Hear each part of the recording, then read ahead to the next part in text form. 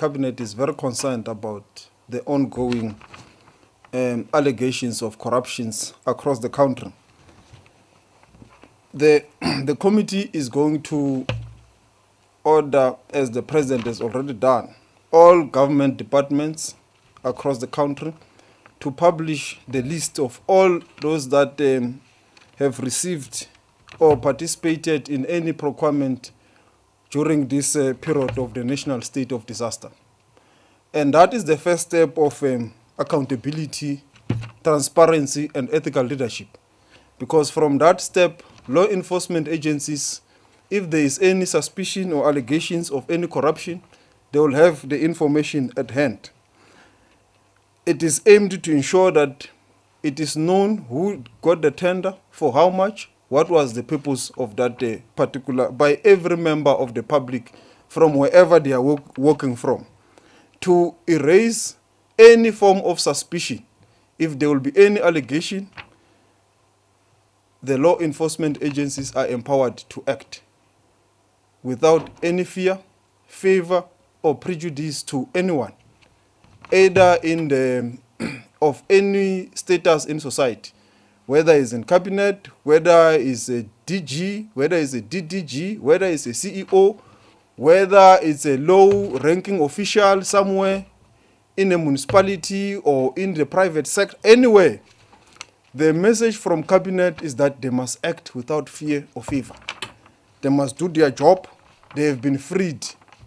If there was any doubt that they must not do their job, cabinet is saying they must just do what the constitution says. It is constitutionally guaranteed. No one is going to intervene or interfere on the job of law enforcement agencies. What we are doing in the committee is to make the information and put it at their disposal.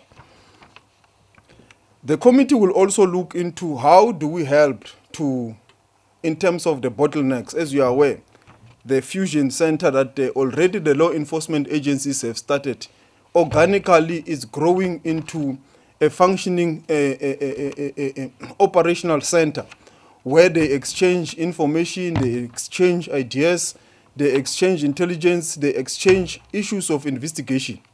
So that platform needs to be empowered by us in terms of checking whether there could be any further resources that we may need. So that is what we may look into also. Hence, we have also the Minister of Finance.